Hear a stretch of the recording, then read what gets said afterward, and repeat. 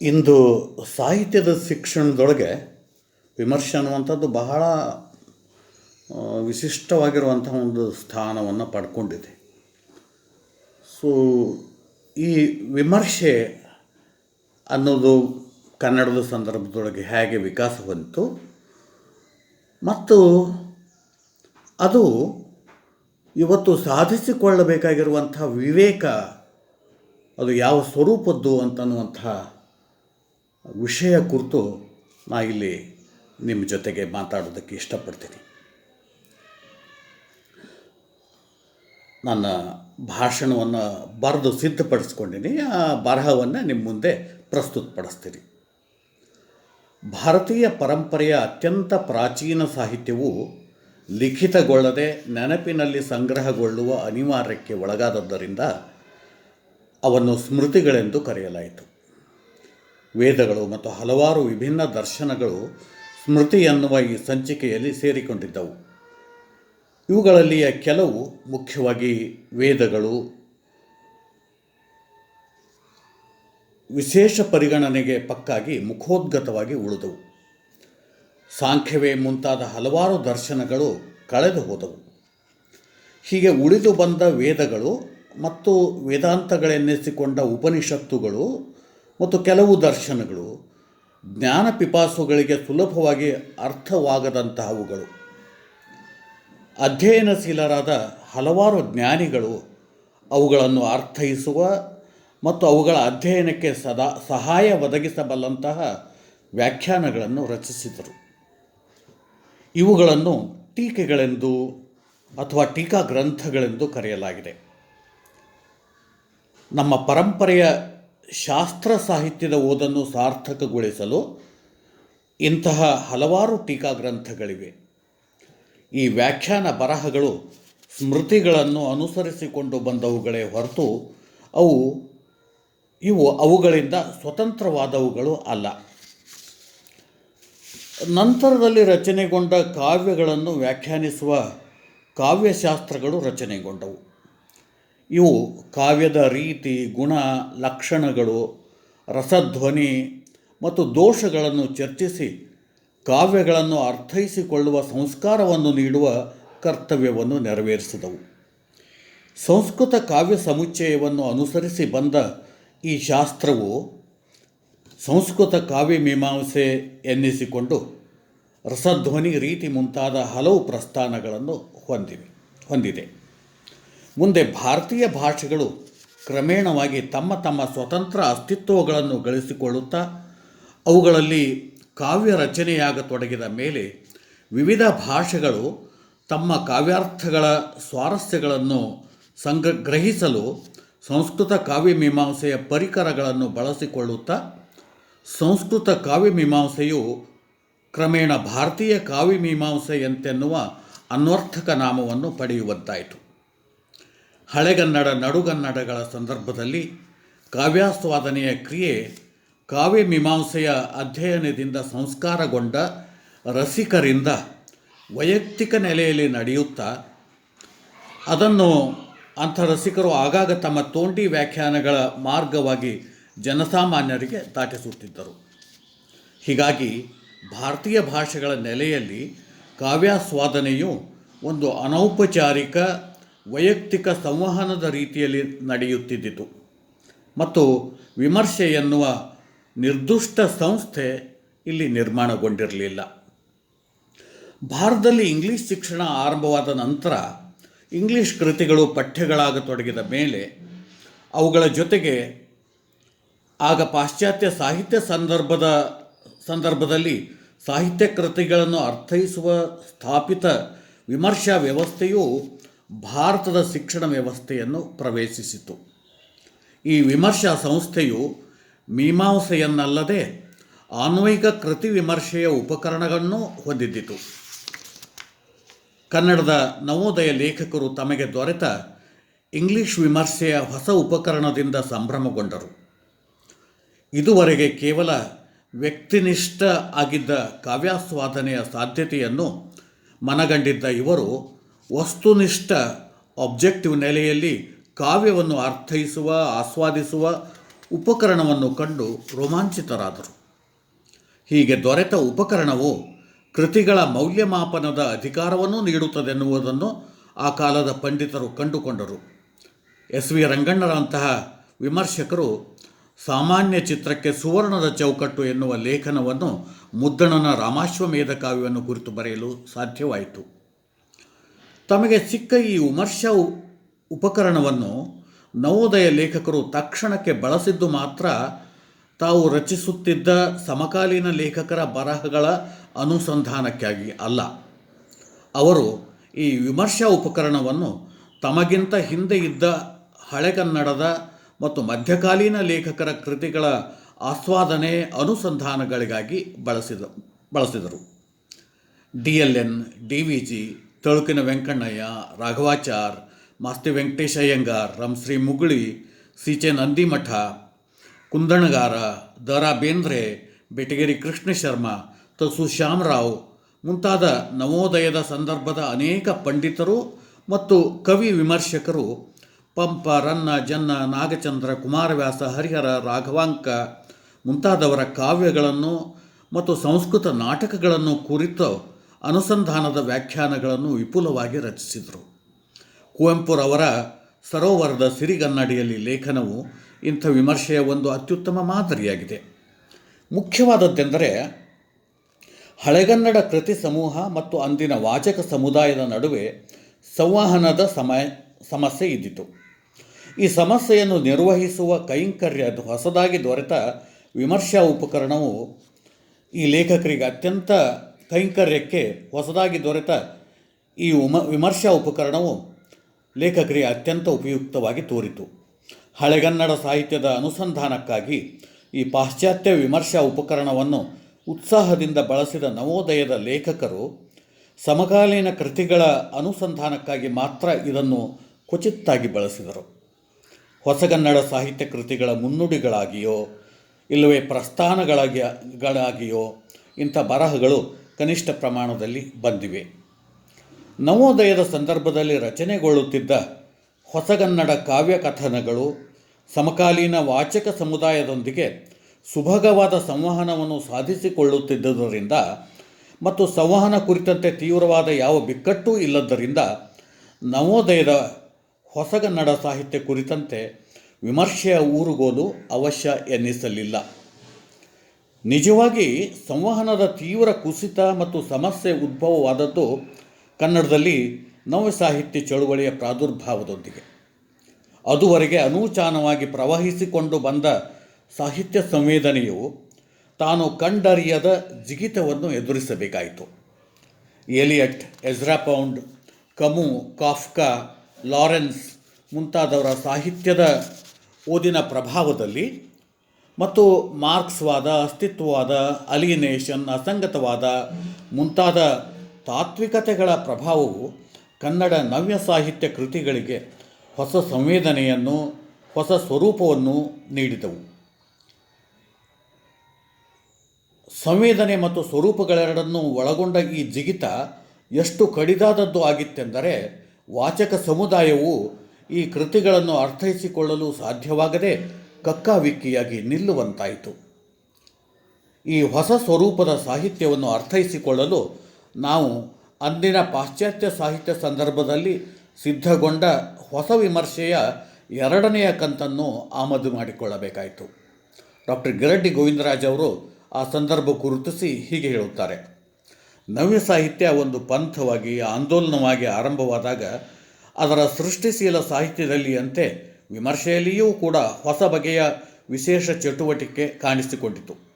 ನವ್ಯ ಸಾಹಿತ್ಯದ ಸೈದ್ಧಾಂತಿಕ ಸ್ವರೂಪವನ್ನು ವಿವರಿಸುವುದರ ಜೊತೆಗೆ ಅದನ್ನು ಹೇಗೆ ಆಸ್ವಾದಿಸಬೇಕು, ಹೇಗೆ ಬೆಲೆಗಟ್ಟಬೇಕು ಎಂಬುದನ್ನು ಅರಿಯುವುದೇ ಇದರ ಉದ್ದೇಶವಾಗಿದ್ದಿತು.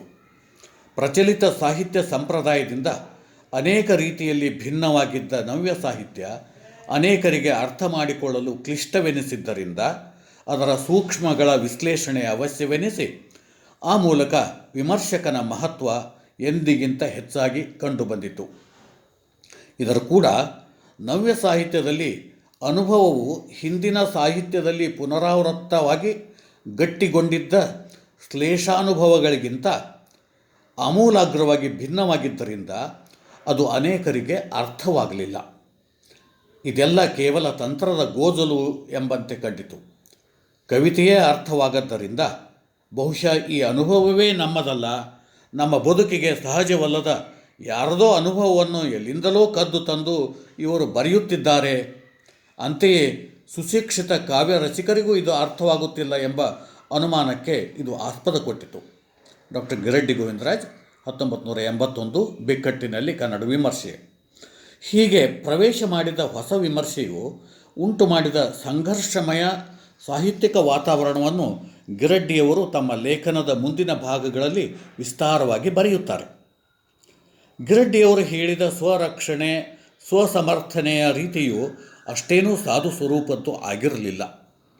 ಮುಖ್ಯವಾಗಿ ಇದು ತನ್ನ ಅಸ್ತಿತ್ವ ಮತ್ತು ಆತ್ಮಸಮರ್ಥನೆಯ ಕಾರಣವಾಗಿ ಅಂದು ಸ್ಥಾಪಿತಗೊಂಡು ಇದ್ದ ನವೋದಯದ ಸಾಹಿತ್ಯದೊಂದಿಗೆ ಅದನ್ನು ಸಂಪೂರ್ಣವಾಗಿ ನಿರಾಕರಿಸುವ ನೆಲೆಯ ಒಂದು ಬಗೆಯ ನಿತ್ಯಾತ್ಮಕ ಸಂಬಂಧದ ಕ್ರಿಯಾತ್ಮಕತೆಯಿಂದ ತೊಡಗಿತು.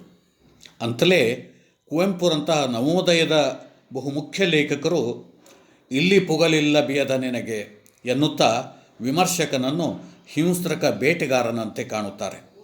ನಾನೇರುವೆತ್ತರಕ್ಕೆ ನೀನೇ ಇರಬಲ್ಲೆಯ ಎಂದು ಸವಾಲು ಎಸೆಯುತ್ತಾರೆ.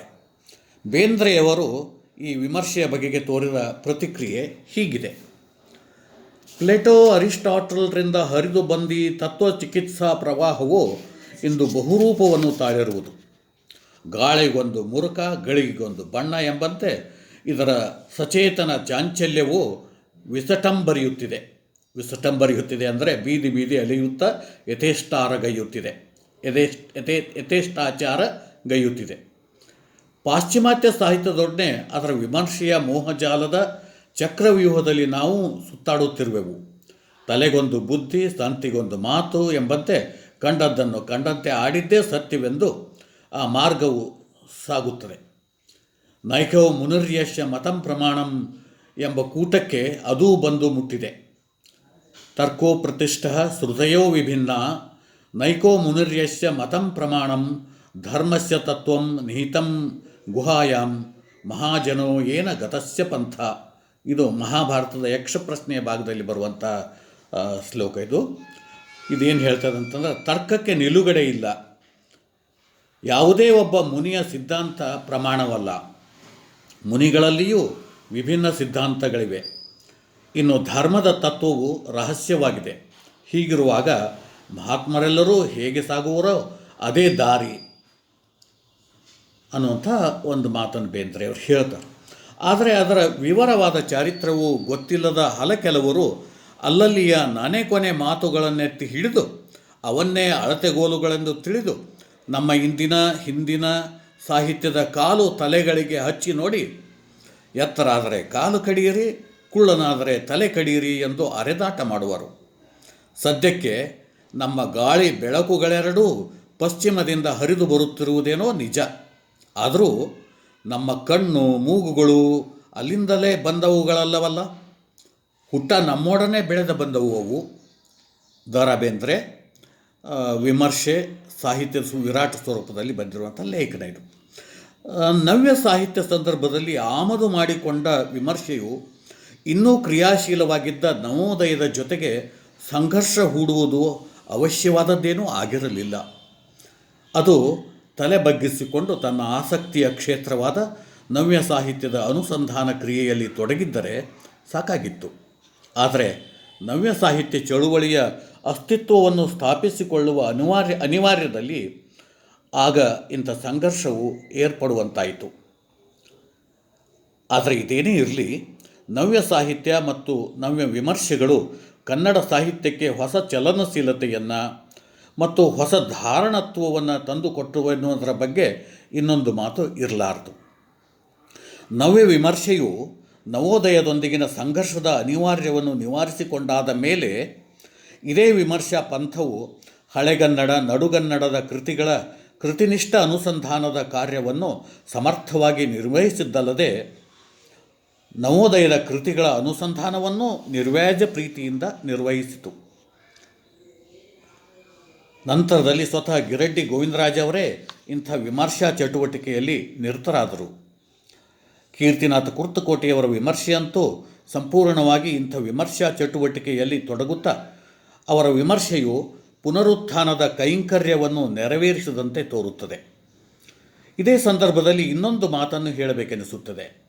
ಏನೆಂದರೆ, ನವ್ಯ ಸಾಹಿತ್ಯ ಚಳುವಳಿಯ ಸಂಸರ್ಗಕ್ಕೆ ಬಂದ ನವೋದಯ ಸಾಹಿತ್ಯವು ತನ್ನ ಜಡತ್ವದ ಅನೇಕ ಅಂಶಗಳನ್ನು ಕಳೆದುಕೊಳ್ಳುತ್ತಾ ಪೊರೆ ಕಳಚಿದ ಹಾವಿನಂತೆ ಹೊಸ ಚೈತನ್ಯವನ್ನು ತಾಳುತ್ತಾ ಸಾಹಿತ್ಯ ಪರಂಪರೆಯ ಹೊಸ ಮುಗುಳುಗಳನ್ನು ತಾಳಿತು.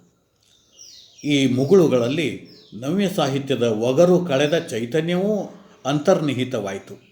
ಹೀಗೆ ಮುಂದುವರಿದ ನವೋದಯ ಪರಂಪರೆಯ ಸಾಹಿತ್ಯದ ಬಳ್ಳಿಯೇ ದಲಿತ ಬಂಡಾಯಗಳ ಕವಲುಗಳನ್ನು ಧರಿಸಲು ಸಾಧ್ಯವಾಯಿತು.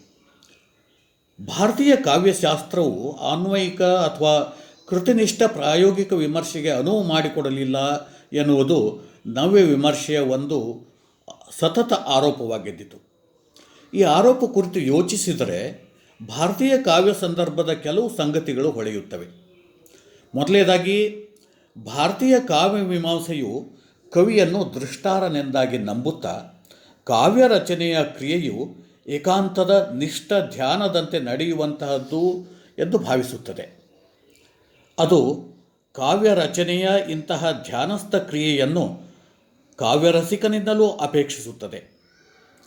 ಅಂದರೆ ಕಾವ್ಯಾಸ್ವಾದನೆಯ ಕ್ರಿಯೆಯು ಕಾವ್ಯ ರಚನಾ ಕ್ರಿಯೆಯಂತೆ ವೈಯಕ್ತಿಕ ನೆಲೆಯ ಅಂತಃಕರಣದಲ್ಲಿ ಏರ್ಪಡಬೇಕಾದ ಧ್ಯಾನ ಎನ್ನುತ್ತದೆ. ಭಾರತೀಯ ಕಾವ್ಯಮೀಮಾಂಸೆ ಅಂಥ ರಸಾರ್ದ್ರತೆಯ ಪುಷ್ಟಿಯನ್ನು ತಲುಪಬಲ್ಲ ಶಕ್ತ ಅಂತಃಕರಣವನ್ನು ನಿರ್ಮಿಸುವ ತರಬೇತಿಯನ್ನು ನೀಡುವ ಪರಿಕರಗಳನ್ನು ಒದಗಿಸುತ್ತದೆ. ಭಾರತೀಯ ಕಾವ್ಯಮೀಮಾಂಸಾ ತರಬೇತಿಯನ್ನು ಪಡೆದು ರಸಪುಷ್ಟಿಯ ಪರಿಷ್ಕಾರವನ್ನು ತೋರುವ ರಸಿಕನು ಆ ಮೀಮಾಂಸಾ ಪರಿಕರಗಳನ್ನು ಬಳಸುತ್ತಾ ತನ್ನಷ್ಟಕ್ಕೆ ತಾನು ಕಾವ್ಯಾಸ್ವಾದನೆಯ ರಸಯಾನವನ್ನು ಕೈಗೊಳ್ಳುತ್ತಾನೆ ಎನ್ನುವ ಸಾಧ್ಯತೆ ಇದೆಯಲ್ಲವೇ? ಇನ್ನೊಂದು ತಮಾಷೆಯ ಸಂಗತಿ ಎಂದರೆ, ಭಾರತೀಯ ಕಾವ್ಯಮೀಮಾಂಸೆಯು ಕೃತಿನಿಷ್ಠ ಅನ್ವಯಿಕ ಪ್ರಾಯೋಗಿಕ ವಿಮರ್ಶೆಯನ್ನು ನಡೆಸಲು ಶಕ್ತವಾದದ್ದಲ್ಲ ಎನ್ನುವ ಪಾಶ್ಚಾತ್ಯ ನವ್ಯ ವಿಮರ್ಶೆಯು ಕೆಲವು ಕಾಲ ಕೃತಿನಿಷ್ಠೆಯ ಪರಾಕಾಷ್ಠವನ್ನು ತೋರುತ್ತಾ ಆನ್ವಯಿಕ ವಿಮರ್ಶೆಯನ್ನು ಉತ್ಸಾಹದಿಂದ ಕೈಗೊಂಡಿತು. ಆದರೆ ಕೆಲವೇ ಕಾಲದಷ್ಟೊತ್ತಿಗೆ ಅದು ತನ್ನ ಕೃತಿನಿಷ್ಠ ವಿಮರ್ಶೆಯ ಬಗೆಗೆ ತಾನೇ ಬೇಸರಗೊಂಡು ಅದನ್ನು ಬಿಟ್ಟು ಸಂಸ್ಕೃತಿನಿಷ್ಠ ವಿಮರ್ಶೆ ಅಥವಾ ಸಾಂಸ್ಕೃತಿಕ ವಿಮರ್ಶೆ ಅಂತೆನ್ನುವ ಮತ್ತೊಂದು ಹಾದಿಯನ್ನು ಹುಡುಕಿಕೊಂಡಿತು. ಹಾಗೆ ನೋಡಿದರೆ ಸಂಸ್ಕೃತಿನಿಷ್ಠ ವಿಮರ್ಶೆಯು ಭಾರತೀಯ ಕಾವ್ಯಮೀಮಾಂಸೆಗೆ ಸುಲಭದ ತುತ್ತಾಗಿತ್ತು. ರೀತಿ, ರಸ, ಧ್ವನಿ, ಔಚಿತ್ಯ ದೋಷಗಳ ನೆಲೆಯಲ್ಲಿ ಕಾವ್ಯಾಸ್ವಾದನೆಯನ್ನು ನಿರ್ವಹಿಸುವ ಭಾರತೀಯ ಕಾವ್ಯಮೀಮಾಂಸೆ ಕಾವ್ಯವನ್ನು ಸಜೀವವಾಗಿ ಅನುಭವಿಸಲು ಅನುವು ಮಾಡಿಕೊಡುತ್ತದೆ. ಸಾಹಿತ್ಯ ಕೃತಿಯು ತನ್ನನ್ನು ಕಟ್ಟಿಕೊಳ್ಳುತ್ತಿರುವಾಗಲೇ ತನ್ನ ಸಾಂಸ್ಕೃತಿಕ ಆವರಣವನ್ನು ಒಳಗೊಳ್ಳುತ್ತಾ ಹೋಗುತ್ತದೆ. ಹೀಗಾಗಿ ಅದರ ಆಸ್ವಾದನೆಯ ಸಂದರ್ಭದಲ್ಲಿ ಅದು ತಾನು ಒಳಗೊಂಡ ಸಾಂಸ್ಕೃತಿಕ ಅಂಶಗಳನ್ನು ರಸಿಕನ ಸಂವೇದನೆಗೆ ಒದಗಿಸುತ್ತಾ ಹೋಗುತ್ತದೆ. ಹೀಗೆ ಒದಗಿದ ಸಾಂಸ್ಕೃತಿಕ ಸಂಗತಿಗಳನ್ನು ಮಾನವೀಯ ಸಂಬಂಧಗಳ ನೈತಿಕ ನಿಕಷಕ್ಕೆ ಒಡ್ಡುತ್ತಾ ಅವುಗಳ ಬೆಲೆಗಟ್ಟುವ ಸಾಧ್ಯತೆಗಳು ಇದ್ದೇ ಇರುತ್ತವೆ. ಸಾಂಸ್ಕೃತಿಕ ವಿಮರ್ಶಾ ಪ್ರಸ್ಥಾನದ ಪ್ರವೇಶದ ನಂತರ ವಿಮರ್ಶೆಯ ಅಪೇಕ್ಷೆಗಳು ಬದಲಾಗತೊಡಗಿದವು. ನವ್ಯ ಸಂದರ್ಭದ ಕೃತಿನಿಷ್ಠ ವಿಮರ್ಶೆಯವರೆಗೂ ವಿಮರ್ಶೆಯು ಸೃಷ್ಟಿಶೀಲ ಬರಹಗಳನ್ನು ಆರಂಭಿಕವಾದದ್ದವು ಎಂದು ಸ್ವೀಕರಿಸುತ್ತಾ ತಾನು ಅಂಥ ಸೃಷ್ಟಿಶೀಲ ಬರಹಗಳ ಅನುಸಾರಿಯಾಗಿ ಬರುತ್ತಿರುವುದು ಎನ್ನುವ ಖಚಿತ ದೃಷ್ಟಿಕೋನವನ್ನು ಹೊಂದಿದ್ದಿತು. ತಾನು ಸೃಷ್ಟಿಶೀಲ ಬರಹಗಳ ಮೆಟ್ಟಲಿನಲ್ಲಿ ನಿಂತಿರುವುದು ಎನ್ನುವ ನಿಲುವನ್ನು ಅದು ಹೊಂದಿದ್ದಿತು.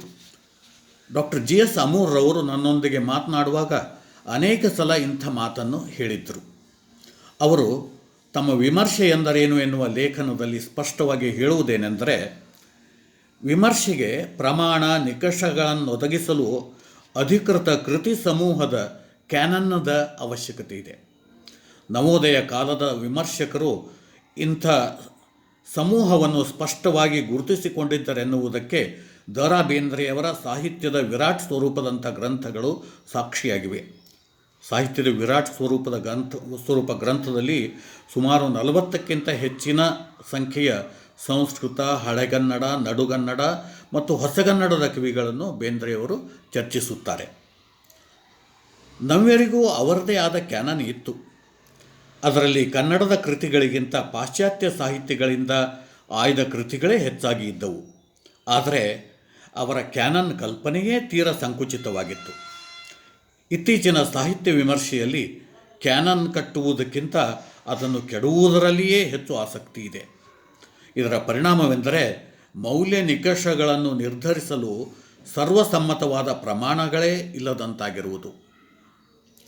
ಆಮೂರ್ರ ಈ ಮಾತು ವಿಮರ್ಶೆಯು ಕೃತಿಗಳನ್ನು ನಿರಾಕರಿಸುವ ನೆಲೆಯನ್ನು ತಲುಪಿರುವುದನ್ನು ಸೂಚಿಸುತ್ತದೆ. ನವ್ಯೋತ್ತರ ವಿಮರ್ಶೆಯು ಸಾಹಿತ್ಯ ಕೃತಿಗಳಲ್ಲಿ ಇದ್ದ ಸಂಗತಿಗಳನ್ನು ಆಧರಿಸಿ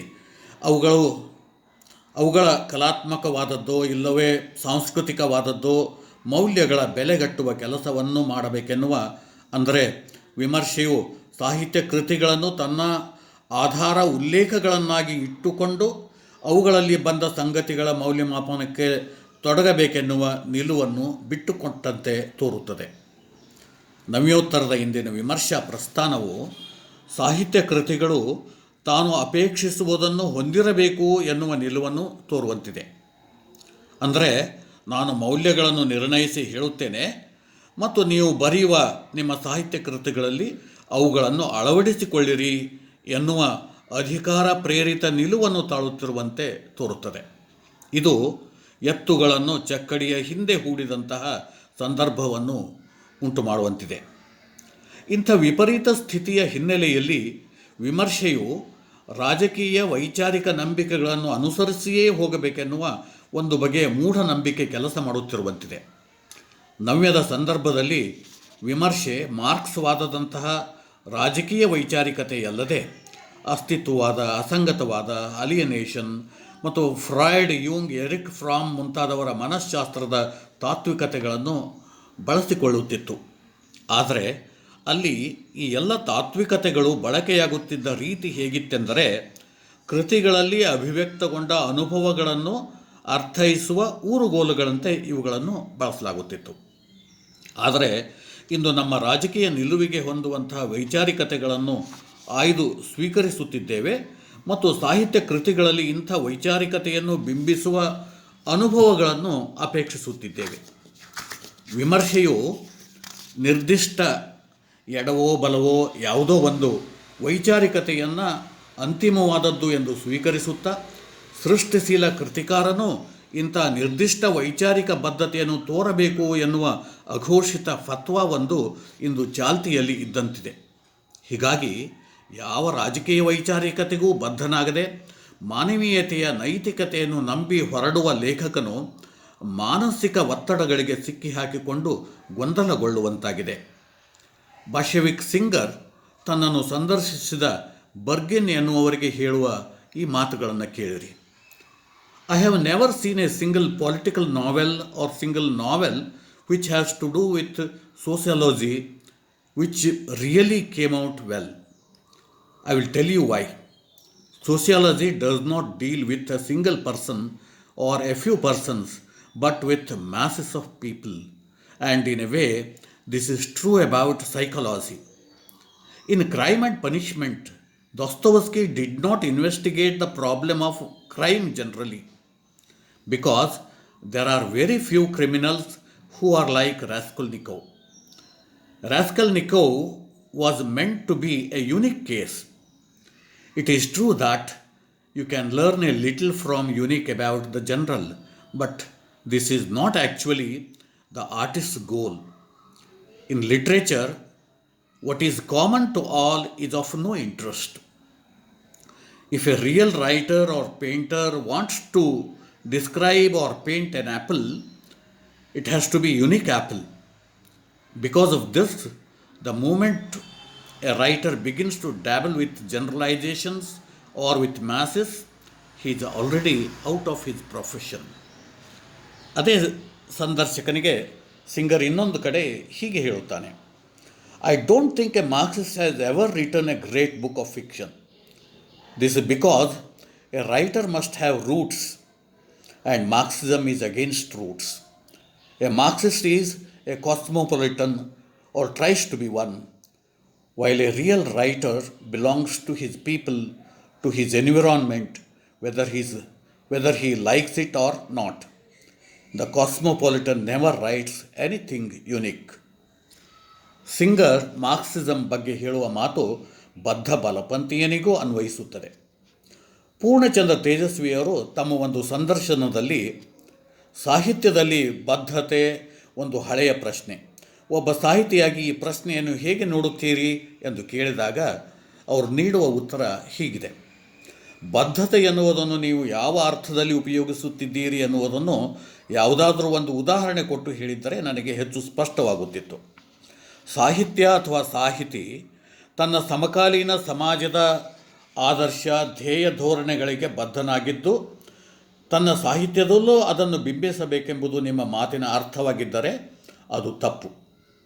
ಏಕೆಂದರೆ ಒಬ್ಬ ವ್ಯಕ್ತಿಯಾಗಿ ಸಾಹಿತಿಯೇ ಸಮಕಾಲೀನ ಸಮಾಜದ ಎಲ್ಲ ಧೋರಣೆಗಳಿಗೂ ವಿರುದ್ಧಾಭಿಪ್ರಾಯ ಹೊಂದಿದವನಾಗಿರಬಹುದು. ಹಾಗೆಂದು ಆ ಸಾಹಿತ್ಯ ಆ ಧೋರಣೆಯನ್ನಾದರೂ ಬಿಂಬಿಸಬೇಕೇ? ನನ್ನ ದೃಷ್ಟಿಯಲ್ಲಿ ಇಲ್ಲ. ಸಾಹಿತ್ಯ ಸೃಷ್ಟಿ ಸರ್ವತಂತ್ರ ಸ್ವತಂತ್ರ. ಉತ್ತಮ ಕಲಾಕೃತಿ ತನ್ನ ನಿಯಮಗಳನ್ನು ತಾನೇ ಸೃಷ್ಟಿಸಿಕೊಳ್ಳುತ್ತಾ ವಿಕಾಸವಾಗುತ್ತದೆ. ಅದರ ಬದ್ಧತೆಯನ್ನು ನಾವು ಅದರೊಳಗೆ ಹುಡುಕಬೇಕೇ ಹೊರತು ಸಮಕಾಲೀನ ಸಮಾಜದಲ್ಲಿ ಅಲ್ಲ. ಒಬ್ಬ ಸಾಹಿತಿ ಪಕ್ಕಾ ಜಾತಿವಾದಿ ಸನಾತನಿಯಾಗಿ ಬದುಕಿದ್ದು ಸಾಹಿತ್ಯದಲ್ಲಿ ಮಾತ್ರ ಜಾತ್ಯತೀತ ಧೋರಣೆಯ ಕ್ರಾಂತಿಕಾರಕತನವನ್ನು ತೋರಿಸಿಕೊಳ್ಳಲು ಸಾಧ್ಯವಿಲ್ಲವೇ? ಆದರೆ ಈ ಕೃತಿ ಉತ್ತಮವೋ ಅಲ್ಲವೋ ಎಂದು ನಾವು ಸಾಹಿತಿಯ ವೈಯಕ್ತಿಕ ಚರಿತ್ರೆಯನ್ನು ಅವಲಂಬಿಸಿ ತೀರ್ಮಾನ ಮಾಡಲು ಯತ್ನಿಸುವುದು ತಪ್ಪು. ಆತನ ಢೋಂಗಿ ವ್ಯಕ್ತಿತ್ವದ ಪರಿಣಾಮಗಳನ್ನು ನಾವು ಆತನ ಕೃತಿಯಲ್ಲೇ ತೋರಿಸಬೇಕೇ ಹೊರತು ಆತನ ಚರಿತ್ರೆಯಲ್ಲಿ ಅಲ್ಲ. ಇನ್ನು ಜೀವನದ ಜಟಿಲ ಸ್ವರೂಪವನ್ನು ಯಾವ ಸಿದ್ಧಾಂತವೂ ಪರಿಪೂರ್ಣವಾಗಿ ವಿವರಿಸಲು ಸಾಧ್ಯವಾಗಿಲ್ಲ. ಈ ದಿಕ್ಕಿನಲ್ಲಿ ಮನುಷ್ಯ ಪ್ರಜ್ಞೆ ನಡೆಸಿದ ಮಹೋನ್ನತ ಪ್ರಯೋಗ ಎಂದರೆ ಕಾರ್ಲ್ ಮಾರ್ಕ್ಸ್ನ ಮನುಷ್ಯನ ಇತಿಹಾಸದ ವಿಶ್ಲೇಷಣೆ. ಈ ಸಿದ್ಧಾಂತ ಎಷ್ಟು ಪ್ರಭಾವಶಾಲಿಯಾಗಿತ್ತೆಂದರೆ ಸುಮಾರು 50 ವರ್ಷಗಳವರೆಗೆ ಇದು ಅರ್ಧ ಜಗತ್ತಿನ ಮೇಲೆ ಪ್ರಭಾವ ಬೀರಿತು. ಆ ಕಾಲದಲ್ಲಿ ಕಮ್ಯುನಿಸ್ಟ್ ದೇಶಗಳಲ್ಲೆಲ್ಲ ಸಾಹಿತ್ಯ ಸಮಕಾಲೀನ ಸಮಾಜಕ್ಕೆ ಬದ್ಧವಾಗಿರಬೇಕೆಂದು ಪ್ರಚಾರ ಮಾಡಲಾಯಿತು. ಕಮ್ಯುನಿಸ್ಟ್ ಸಿದ್ಧಾಂತವನ್ನು ಪ್ರತಿಪಾದಿಸದೇ ಇರುವ ಕಲಾಕೃತಿಗಳನ್ನು ಬೂರ್ಷ್ವಾ ಎಂದು ತೆಗಳಿದರು. ಆದರೆ ಇಂದು 50 ವರ್ಷಗಳ ನಂತರ ನೋಡಿದರೆ ಆ ಕಾಲಘಟ್ಟದಲ್ಲಿ ಬಂದ ಪಾಸ್ತರ್ನ್ಯಾಕ್, ಸೋಲ್ಜೆನಿಟ್ಸಿನ್ ಮೊದಲಾದ ಎಲ್ಲ ಪ್ರಮುಖ ಸಾಹಿತಿಗಳು ಕಮ್ಯುನಿಸ್ಟರಿಂದ ತೆಗಳಿಸಿಕೊಂಡು ದೇಶ ಬಿಟ್ಟು ಓಡಿ ಹೋದವರೇ. ಕಮ್ಯುನಿಸ್ಟರ ದೃಷ್ಟಿಯಲ್ಲಿ ಇವರದು ಬದ್ಧತೆ ಇಲ್ಲದ ಸಾಹಿತ್ಯ. ಅಂದರೆ ಈ ರೀತಿ ಸಮಕಾಲೀನ ಸಮಾಜದ ರಾಜಕೀಯ ಮತ್ತು ಸಾಮಾಜಿಕ ಸಿದ್ಧಾಂತಗಳಿಗೆ ಸಾಹಿತ್ಯ ರಚನೆ ಬದ್ಧವಾಗಿ ಅವುಗಳ ವಕ್ತಾರನಾಗಬೇಕೆಂದು ಹೇಳುವುದು ಸಾಹಿತ್ಯದ ಸೃಷ್ಟಿ ಕ್ರಿಯೆಯನ್ನೇ ಕುಂಠಿತಗೊಳಿಸಿರುವುದನ್ನು ನೋಡಬಹುದು. ಹಾಗಿದ್ದರೆ ಸಮಕಾಲೀನ ಸಮಾಜದ ಸಂವೇದನೆ, ಚಿಂತನೆ, ಧ್ಯೇಯ, ಧೋರಣೆ ಇತ್ಯಾದಿಗಳಿಗೆ ಸಾಹಿತ್ಯದಲ್ಲಿ ಸ್ಥಾನವಿಲ್ಲವೇ? ಇದ್ದರೆ ಅವು ಯಾವ ರೀತಿಯಲ್ಲಿ ಸಾಹಿತ್ಯದಲ್ಲಿ ಸ್ಥಾನ ಪಡೆದುಕೊಳ್ಳುತ್ತವೆ ಎನ್ನುವ ಬಹುಮುಖ್ಯ ಪ್ರಶ್ನೆ ಎದುರಾಗುತ್ತದೆ. ಏಕೆಂದರೆ ಯಾವ ಭಾಷೆಯಲ್ಲಿ ಸಮಕಾಲೀನ ಸಾಹಿತ್ಯ ಇರುವುದಿಲ್ಲವೋ ಅಲ್ಲಿ ಆ ಭಾಷೆಯ ಪ್ರಾಚೀನ ಸಾಹಿತ್ಯ ಸಹ ನಿಧಾನವಾಗಿ ತನ್ನ ಅರ್ಥವಂತಿಕೆಯನ್ನು ಕಳೆದುಕೊಳ್ಳುತ್ತಾ ಬರುತ್ತದೆ. ಪ್ರಾಚೀನ ಸಾಹಿತ್ಯ ಸಮಕಾಲೀನ ಸಾಹಿತ್ಯದ ಮುಖಾಂತರವೇ ಬದುಕಬೇಕಾಗುತ್ತದೆ.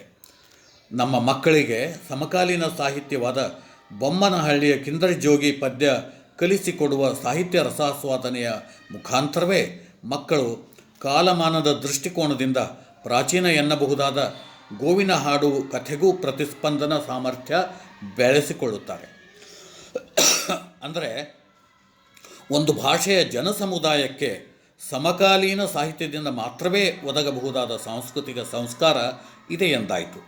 ಇದು ಒಬ್ಬ ಕವಿ ಅಥವಾ ಸಾಹಿತಿ ತನ್ನ ಸಮಕಾಲೀನ ಮೌಲ್ಯಗಳಿಗೆ ಬದ್ಧನಾಗಿರಲಿ ಇಲ್ಲದಿರಲಿ ಅವನ ಕೃತಿಗಳು ಉತ್ತಮ ಸಾಹಿತ್ಯವಾಗಿದ್ದಲ್ಲಿ ಸಮಕಾಲೀನ ಸಂಸ್ಕಾರಗಳು ತಂತಾನೇ ಅವನ ಕೃತಿಯಲ್ಲಿ ಕಾರ್ಯಪ್ರವೃತ್ತವಾಗಿರುತ್ತವೆ. ಮತ್ತೊಂದು ಅವ್ರಿಗೆ ಕೇಳಿದ ಪ್ರಶ್ನೆ ಹೀಗಿದೆ: ಸದ್ಯಕ್ಕೆ ಕನ್ನಡ ಸಾಹಿತ್ಯದಲ್ಲಿ ಯಾವುದೇ ಚಳುವಳಿಯ ವರ್ಗೀಕರಣದ ಹಣೆಪಟ್ಟಿಯ ಭರಾಟೆ ಇಲ್ಲ. ಅಂಥ ಧೋರಣೆಯ ಅವಶ್ಯಕತೆ ಇದೆ ಅಂತ ನಿಮಗನಿಸುತ್ತಾ? ಸ್ವಾತಂತ್ರ್ಯೋತ್ತರ ಭಾರತದ ರಾಜಕಾರಣದ ಒಂದೊಂದು ಘಟ್ಟದಲ್ಲಿ ಒಂದೊಂದು ಇಸಮ್ನ ತೇಲಿ ಬಿಡಲಾಗಿದೆ. ಸದ್ಯದ ದಿನಗಳಲ್ಲಿ ಯಾವುದಾದ್ರೂ ಇಸಮ್ನ ನಿರೀಕ್ಷೆ ಇರಬೇಕು ಅಂತ ನಿಮಗನಿಸುತ್ತಾ? ಇದಕ್ಕೆ ತೇಜಸ್ವಿ ಅವರ ಉತ್ತರ ಹೀಗಿದೆ: ಇಲ್ಲ. ಸುಮಾರು 20 ವರ್ಷಗಳ ಹಿಂದೆ, ಅಂದರೆ 2001 ನಡೆದ ಸಂದರ್ಶನ ಇದು, ಎಲ್ಲ ಚಳುವಳಿಗಳು ಸತ್ತು ಹೋದವು. ಇದಕ್ಕೆ ಜಾಗತಿಕ ಮಟ್ಟದಲ್ಲಿ ಆದ ಬದಲಾವಣೆಗಳು ಕಾರಣ. ತತ್ವಶಾಸ್ತ್ರ ಮತ್ತು ಸಿದ್ಧಾಂತದ ಮಟ್ಟದಲ್ಲಿ ಬದಲಾವಣೆ ಆಯಿತು. ಸೋವಿಯತ್ ಯೂನಿಯನ್ ಬಿದ್ದು ಹೋಗ್ತಾ ಇದ್ದ ಹಾಗೆ ಜಾಗತಿಕ ಮಟ್ಟದಲ್ಲಿ ಎಲ್ಲ ತತ್ವ ಸಿದ್ಧಾಂತಗಳು ಮರೆಯಾದವು. ಆಗ ಅನೇಕ ಇಸಮ್ಗಳಿದ್ದವು. ಅವು ಒಳ್ಳೆಯವೋ ಕೆಟ್ಟವುಗಳೋ ಅದು ಬೇರೆ ಮಾತು. ನಮ್ಮ ಸಾಹಿತ್ಯದ ಪಂಥಗಳು, ಸ್ಕೂಲುಗಳು ಎಲ್ಲ ಈ ಇಸಮ್ನ ಬೇಸ್ ಮಾಡ್ಕೊಂಡೇ ಇದ್ವು. 20ನೇ ಶತಮಾನದ ಕೊನೆಗೆ ಎಲ್ಲವೂ ನಿರ್ಗಮಿಸಿದವು. ಇದಕ್ಕೆಲ್ಲ ಮೂಲ ಶಾಸ್ತ್ರದಲ್ಲಾದ ಬದಲಾವಣೆಗಳು. ಅದು ಸಂಗೀತ, ಸಾಹಿತ್ಯ, ಕಲೆ ಎಲ್ಲ ರಂಗಗಳಲ್ಲೂ ವ್ಯಾಪಿಸಿತು.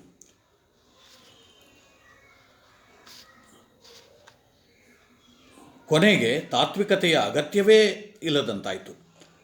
This vacuum created the same vacuum everywhere, even in literature also. ಈಗ ಅದರ ಜಾಗದಲ್ಲಿ ಪರಿಸರ ಬಂದಿದೆ. ಯಾವುದೋ ಒಂದು ಮಟ್ಟದಲ್ಲಿ ಮನುಷ್ಯರೆಲ್ಲ ಸಮಾನ ಅಂತ ಮಾರ್ಕ್ಸ್ ವಾದ ಹೇಳ್ತಾ ಇತ್ತು. ಆದರೆ ಅದಕ್ಕಿಂತ ವ್ಯಾಪಕವಾಗಿ, ಆಳವಾಗಿ ಮನುಷ್ಯರಷ್ಟೇ ಸಮಾನರಲ್ಲ, ಪಶು ಪಕ್ಷಿ ಕ್ರಿಮಿ ಕೀಟಾದಿಗಳೆಲ್ಲ ಸಮಾನ. ಇಲ್ಲಿ ಇಂಟರ್ ರಿಲೇಟೆಡ್ ಅಂತ ಹೇಳೋ ಮಾರ್ಕ್ಸ್ ವಾದಕ್ಕಿಂತ ಫಾರ್ ಗ್ರೇಟರ್ ಅಪ್ರೋಚನ್ನ ಪರಿಸರವಾದ ಈಗ ಬಂದಿದೆ. ಇನ್ನು ಯಾವುದಾದ್ರೂ ಇಸಮ್ ಬೇಕಾ ಅಂತ? ಅದರ ಅಗತ್ಯ ಇಲ್ಲ. ನೀವು ಆಂಧ್ರದ ಮುಖ್ಯಮಂತ್ರಿನ ನೋಡಿ, 2001 ಇಸ್ವಿಯೊಳಗಿಂದು. ಆತ ಯಾವುದೇ ಇಸಮ್ನ ಹೇಳ್ತಾ ಇಲ್ಲ, ಆದರೂ ಅಭಿವೃದ್ಧಿ ಇದೆ. ನೀವು ಮಾರ್ಕ್ಸ್ ವಾದದ ಪ್ರಕಾರ ಅಥವಾ ಯಾವುದೇ ಇಸಮ್ನ ಪ್ರಕಾರ ಜೀವನ ಮಾಡ್ತೀರಾ? ನಾಳೆ ಒಂದು ಚರಂಡಿ ತೋಡ್ಸೋಕ್ಕೂ ಮಾರ್ಕ್ಸ್ ವಾದ ಏನು ಹೇಳುತ್ತೆ ಅಂತ ನೋಡ್ತಾ ಕೂತ್ರೆ ಜೀವನ ಮಾಡೋಕ್ಕಾಗ್ತದಾ? ಇದು ಶುದ್ಧ ಅಧ್ವಾನ ಕಣ್ರಿ. ನರಮನುಷ್ಯ ಆಗಿ ಮಾನವೀಯತೆ ಇದ್ದರೆ ಸಾಕು. 20ನೇ ಶತಮಾನದ ಎಲ್ಲ ಈ ಥಿಯರಿಗಳ ಸಕ್ಸಸ್ಗಾಗಿ ಗಲಾಟೆಗಳೇ ನಡೆದು ಹೋದವು. ಈಗ ರಿಲಿಜಿಯಸ್ ಫಂಡಮೆಂಟಲಿಸ್ಟ್ಗಳು ಮಾಡ್ತಾ ಇರೋದು ಅದನ್ನೇ. ಅದರ ಪರಿಣಾಮನೇ ಪಾರ್ಲಿಮೆಂಟ್ಗೆ ನುಗ್ಗಿ ದಾಂಧಲೆ ಮಾಡಿದರು. ಇದು ಹಾರರ್ ಕಣ್ರಿ. ಮನುಷ್ಯನಿಗೆ ಆನುಷಂಗಿಕವಾದ ಒಳ್ಳೆಯತನ ಇರಬೇಕು. ಅದು ಬಿಟ್ಟು ಧರ್ಮಗ್ರಂಥಗಳು ಹೇಳಿವೆ ಹಿಂಸೆ ಮಾಡಬಾರ್ದು ಅಂತಂದರೆ ಆ ಧರ್ಮಗ್ರಂಥಗಳನ್ನು ಒಯ್ದು ಬೆಂಕಿಗೆ ಹಾಕಬೇಕಷ್ಟೆ. ಈಗ ಯಾವುದರ ಅಗತ್ಯನೂ ಇಲ್ಲ ರೀ. ಕಾಳಿದಾಸನು ತನ್ನ ರಘುವಂಶ ಕೃತಿಯನ್ನು ವಾಚಕರ ಕೈಯಲ್ಲಿಡುತ್ತಾ ತಮ್ ಸಂತಹ ಶ್ರೋತುಮರ್ಹಂತಿ ಸದಸದ್ ವ್ಯಕ್ತಿಹೇತವಾಹ ಹೇಮ್ನಃ ಸಂಲಕ್ಷ್ಯತೆ ಹೆಗ್ನೌ ವಿಶುದ್ಧಿ ಶಾಮಿಕಾಪಿ ಎನ್ನುತ್ತಾನೆ. ಅಂದರೆ ಕಾಳಿದಾಸನು ತನ್ನ ಕಾವ್ಯದ ಓದುಗರಾಗಿ ಅಪೇಕ್ಷಿಸುತ್ತಿರುವ